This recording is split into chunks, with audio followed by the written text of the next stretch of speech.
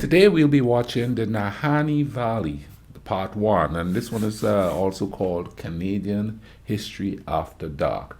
And this one was suggested by Darcy Martin. Thank you very much. Welcome to Mr. Giant Reacts a Ting and Ting and Ting. I'm Mr. Giant, and we're going to go right into this one here, Canadian History After Dark. Let's YouTube and simmer. In the Canadian North, there is a place that has been shrouded in mystery and legend for centuries.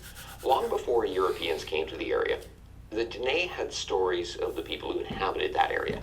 The Naha, a nation of cannibals. The There are Naha. legends of a tropical part of the valley, lush with vegetation. Monsters that live in the caves that line the valley. It is also said to be the home of the legendary wolf bear, a ferocious animal that hunts for sport. And there are tales told of a race of diminutive humanoids, still very primitive in their culture. The pure natural beauty of the valley, well, actually, 4 canyons all connected by the river, had it been named one of the first UNESCO World Heritage Sites. It is where famed historian Pierre Burton had his first big break as a journalist. Flora and fauna not seen anywhere else in Canada live between the walls of the canyons. Hot springs change the climate in ways not seen in other places. A protected site, roughly 1,000 visitors see it each year. Yet there are still mysteries that have yet to be solved. It is the Nahani Valley in the Northwest Territory. All right, let's go. Throughout the Nahani. history of Canada, certain events are always highlighted and are well enshrined in our collective memory, be it the War of 1812, the Battle of Vimy Ridge, the creation of Canada in 1867, or the 1972 Summit Series. And while much of the history of Canada is solidly rooted in fact, there are a number of stories which leave more questions than answers. There is a part of the history of Canada, even the land before Canada as a country existed, that are mysteries, legends, myths, and stories that shiver the soul. These stories are just as important as the ones we all know about, and we will be telling one of those stories today. Yeah. Welcome to Canadian History After Dark. The stories about the Nahani Valley are numerous. The legends date back literally hundreds of years. The name of the area itself comes from the Dene people of the region. They called the valley Naha Dehe, meaning area of the Naha people. There have been mysterious disappearances and deaths in the region as recently as this century, and even this decade. I do want to say at the start of this week's episode, the book Legends of the Nahani Valley, written by Hammerson Peters, has been an invaluable asset for research, and I would love to have him on as a guest at some point in time. In addition to this book, he has done a lot of great work cataloging the mysteries of Canada. This could also end up being perhaps the first time we cover a subject over the course of 2 or more episodes on Canadian History After Dark. There is just so much to be talked about when it comes to this fascinating place. We can start off with a look at the geography of the region. And this is something that I think is very important to understanding the legends. This being a podcast, it can sometimes be tough to properly illustrate with words what we are looking at, but I will do my best to paint a picture. If you want a great resource to use while listening to the podcast, I recommend checking out the website atlas.digitalhistory.ca. It is a great resource for learning more about Canadian history with an interactive map.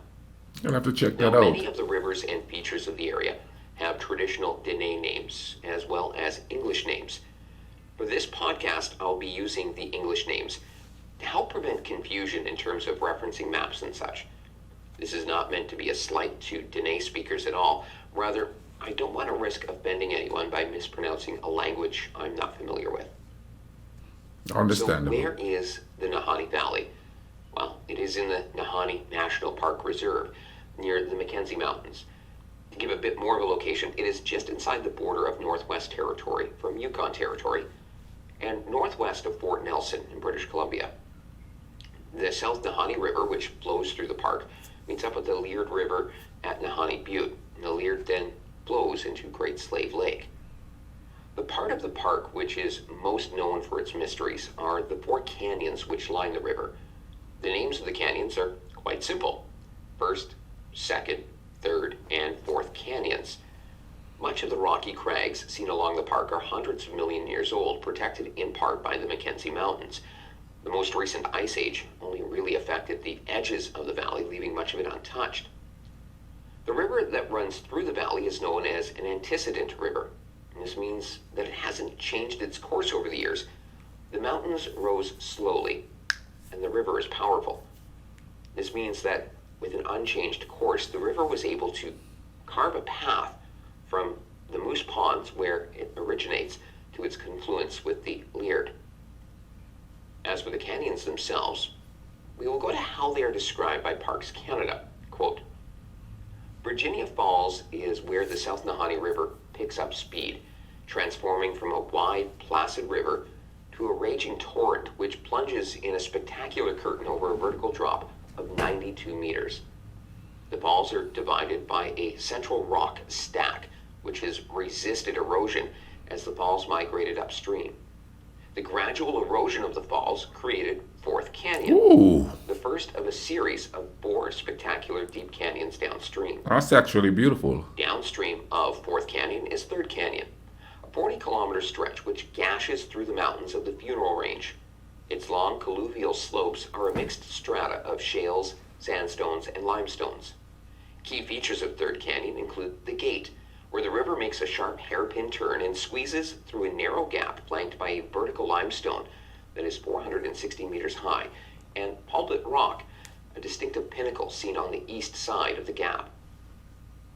At Second Canyon, the South Nahani River bisects another mountain range, the Headless Range. This section is only 15 kilometers long and leads into Deadman Valley. Beyond Deadman Valley lies First Canyon, the most spectacular of the 4 canyons. Here, the Nahani River has cut through the resistant limestone, creating the highest and most awe-inspiring vertical canyon walls in the park. Unquote. The area is also home to a number of hot springs. This includes the Rabbit Kettle Hot Springs and the Krause Hot Springs. The Rabbit Kettle area is warmed by volcanic energy from deep underneath the Earth's surface. The springs keep the water in the area around 20 degrees Celsius year-round. There are also a number of tufa mounds created by the precipitation of minerals such as calcium carbonate. These mounds are extremely fragile and very old. Visiting them is actually quite limited. One of the mounds, the North Mound, is thought to be over 10,000 years old. These springs hold a special meaning for the Dene people. Gifts have been left at the springs for good luck, and it is said that good luck will come to the Dene people if the kettle is overflowing. The Krause Hot Springs are fed by 2 thermal water sources, but are high levels of hydrogen sulfide. This has prevented the formation of tufa over the years. The wildlife of the valley is extremely diverse. Black and grizzly bears live in the area, along with wolves, moose, and caribou. There have been wolverines seen there, as well as smaller animals like mink, marten, otter, lynx, and red fox. Dall's sheep call the park home, as do some other mountain goats from time to time. Over 180 bird species have been reported in the valley, including some raptors like peregrine falcons. There are no reptiles known to live in the valley, likely owing to the climate, but fish are plentiful. This includes things like lake trout, northern pike, and mountain whitefish. The area has long been inhabited by the Dene people, going back thousands Look of at years. that, man. The oral histories of the Dene have helped to paint a picture of what life was like here well before Europeans ever came to see the valley. These oral histories have been supported by archaeological findings over the years as well. The Dene have long called the Decho region home, and this includes the Mackenzie River, but it didn't always include parts of the Nahani Valley. We will get to that shortly. The Dene followed the migratory patterns of animals and traveled in smaller extended family groups. They would get together, these family groups, a few times a year and have large celebrations, including fire-feeding ceremonies, hand games, dancing, and more. Culture. The Dene, who by all accounts were a relatively peaceful people, lived alongside the Naha. The legends state the Naha were essentially a nomadic people who worshipped the spirit Nindabaza. They would leave gifts for their protector at the Rabbit Kettle Hot Springs. They would also live in the many caves that line the valley. Some stories even say they kept a settlement where the Prairie Creek flows into the South Nahani River. The Naha are said to have been very well equipped for being warlike. The warriors wore cuirasses made from wooden dowels that were cinched with sinew. They carried wooden shields and had stone knives, axes, spears, clubs. When attacking, they would torture the prisoners, mutilate the dead, kill the children, and take the women into the mountains. This would go on for years. Then eventually, the Dene had enough. I've noticed something going through all these history videos and stuff, watching them and all of that. There's three things that are prevalent, I do believe. There's politics, religion, and military. Throughout mankind's reign on this earth, or existence on this earth, those three things are prevalent in the culture of every culture. You know what I mean? It's prevalent in every culture.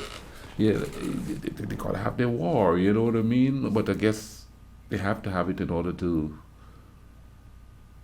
obtain resources and stuff like that, and attacking other people, enslaving other people to do the work that that is needed to further the society, the more powerful society at the time.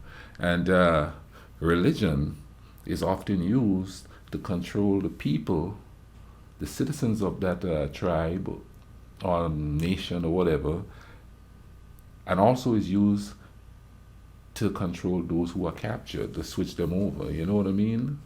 But that's the three prevalent right there, man. It's religion, politics, and army.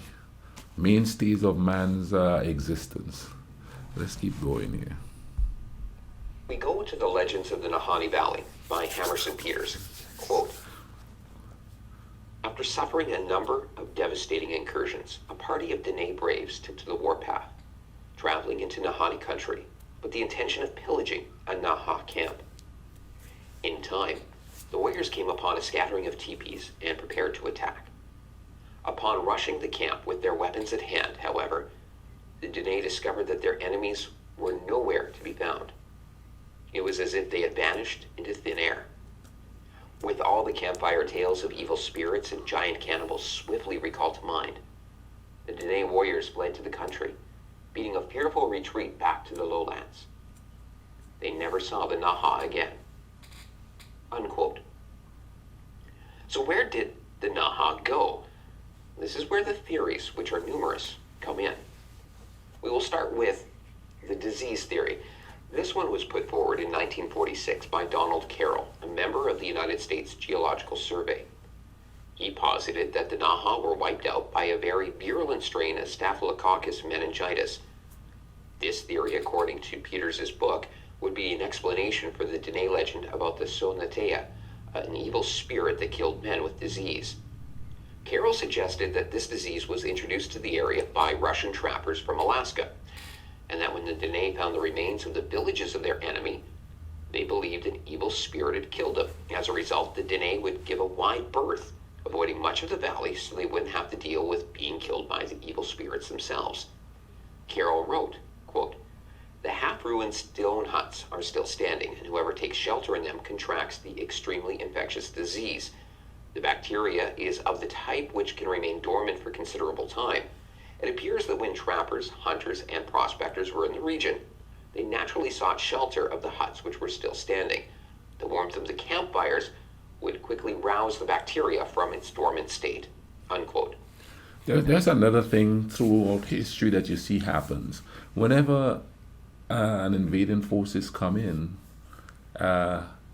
they seem to bring disease and stuff that would pretty much wipe out certain tribes and certain indigenous people.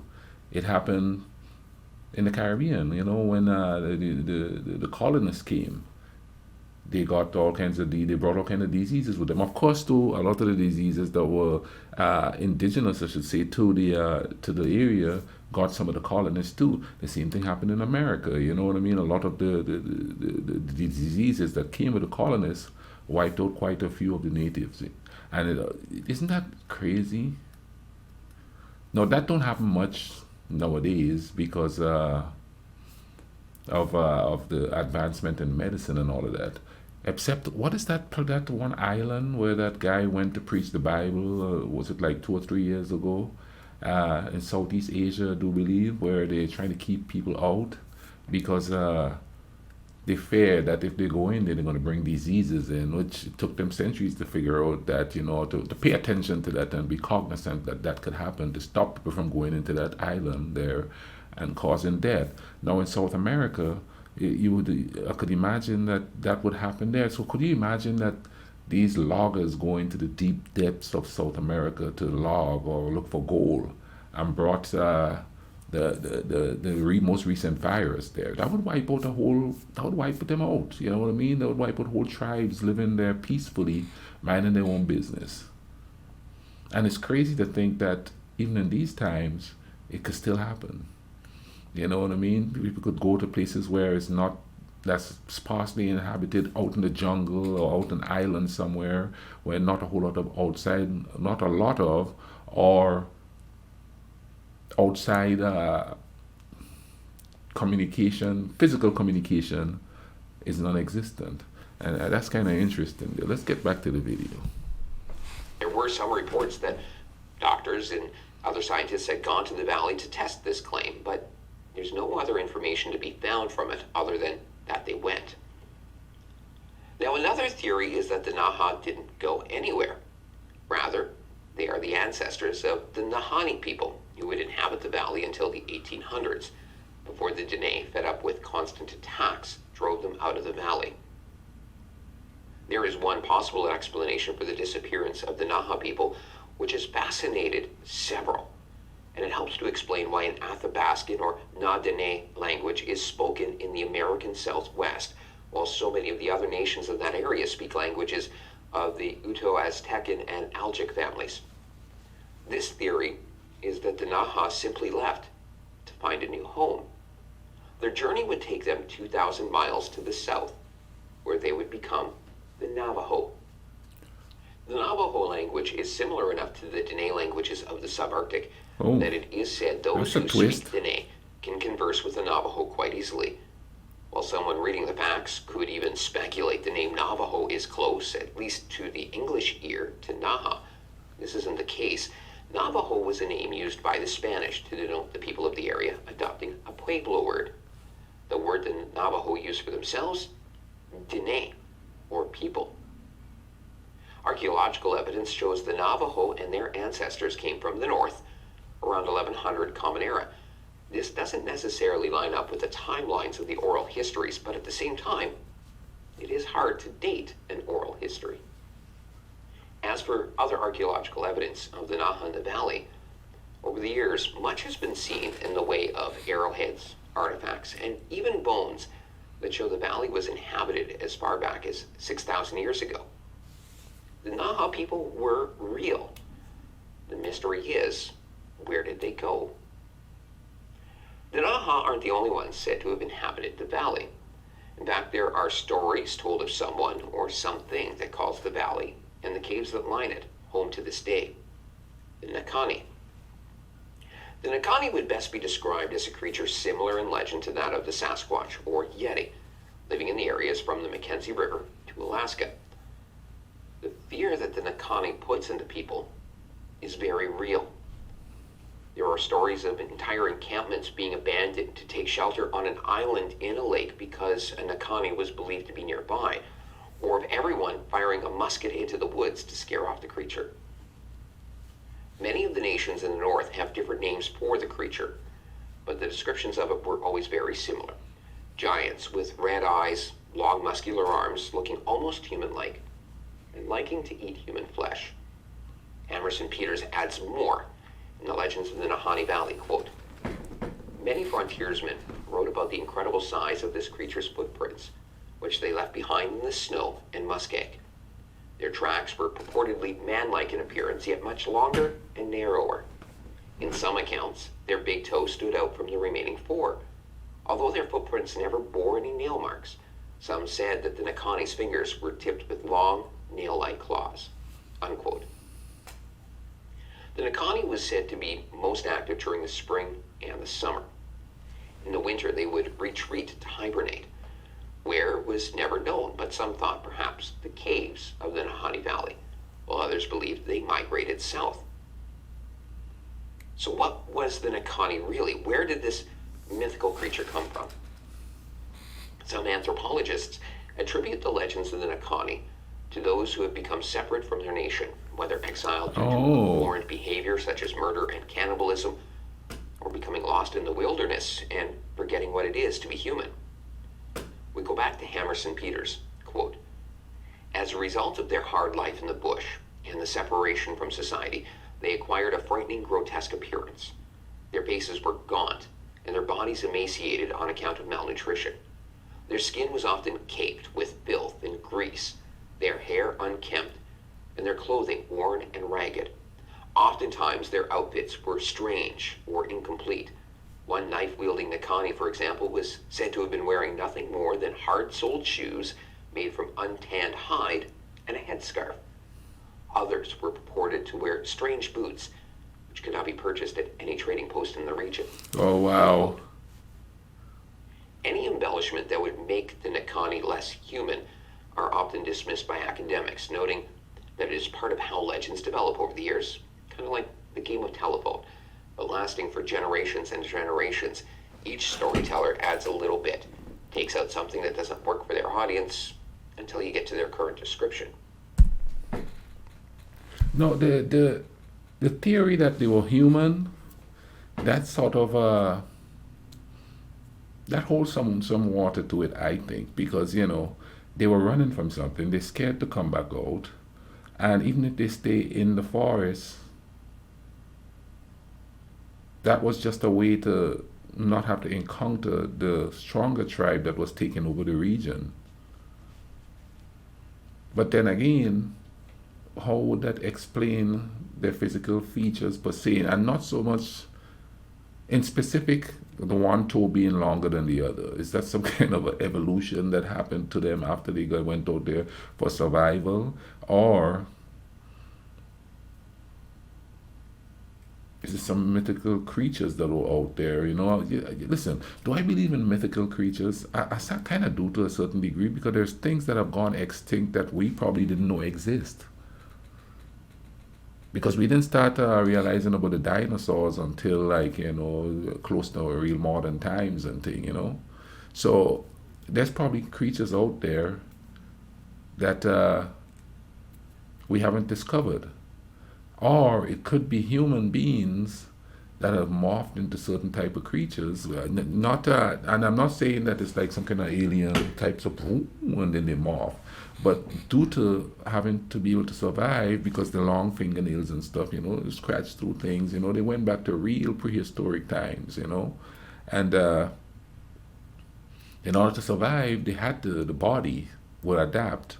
You know what I mean? They would be hairy because it's cold up there. So, they're going to be completely hairy. The body's going to adapt to cover up itself, So that's a plausible explanation for who these creatures are, including Bigfoot and the Swashgars. Now, why would they be out there? When you think about Bigfoot in North America, it could have been people running from the colonists. And it could be too that some of them did come down close enough to contract diseases that kill them off and bring it back to the tribe or back to the flock, for lack of a better word, and that sort of killed them off. Or maybe they could still be out there. But that's a real plausible explanation that it's humans, I think. Comment down below. Tell me what you think.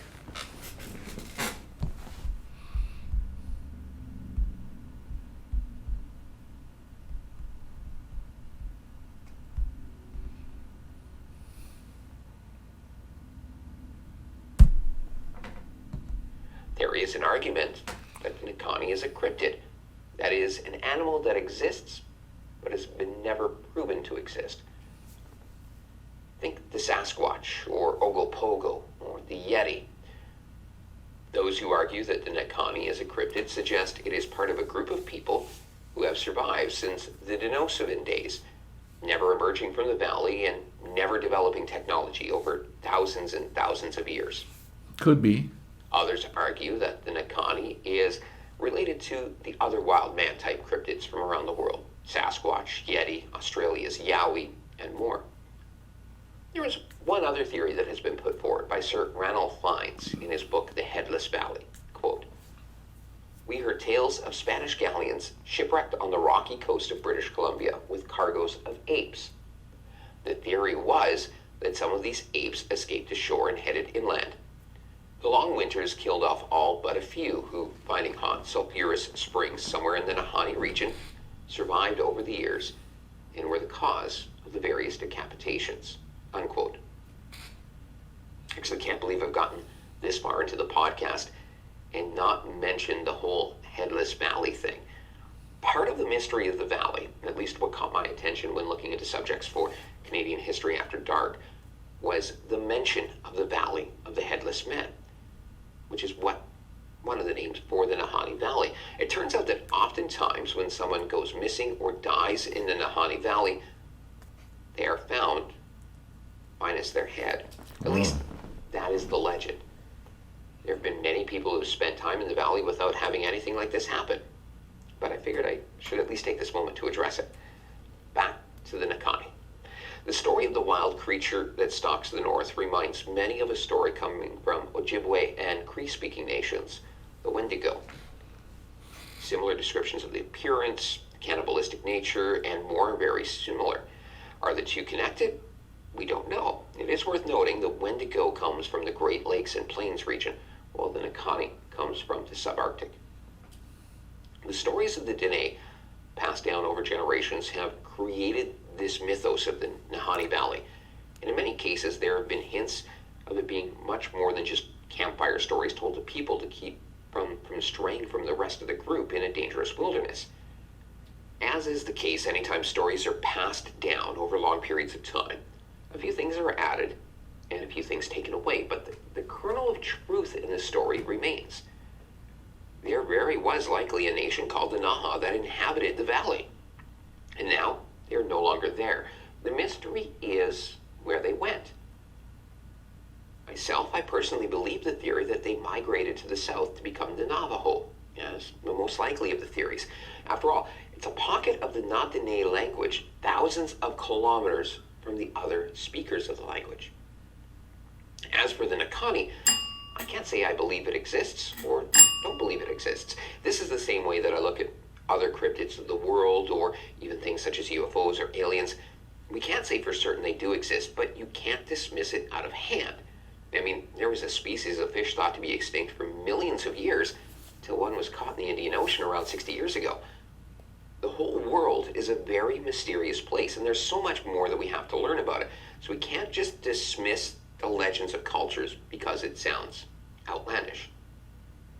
Now, there is so much more to the mysteries of the Nahani Valley, and we've really just scratched the surface.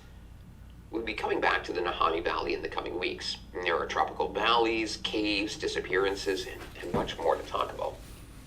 Now, coming up this Sunday on Canadian History with Stephen Wilson, we will be continuing our series about the expulsion of the Acadians. And we will look at the time period of conflict between New England and New France in the late 17th century and early 18th century. I'm going to have to check into that. And how Acadia fell under British rule. Next week on Canadian History After Dark, we have a few ideas in the works, but we haven't exactly decided on where to go. There is the possibility of continuing with our look at the Nahani Valley. However, there are a few tales from Saskatchewan that I want to look at as well. We'll see which one we'll be working with. I'm going to have to look at this series up. And another shout out to the work by Hammerson Peters. His book, Legends of the Nahani Valley, has been an invaluable resource for this episode. You can find the book on Amazon, and it is well worth the price. You can also check out the website mysteriesofcanada.ca, where there are a number of great articles posted by Peters. Like and follow us on social media.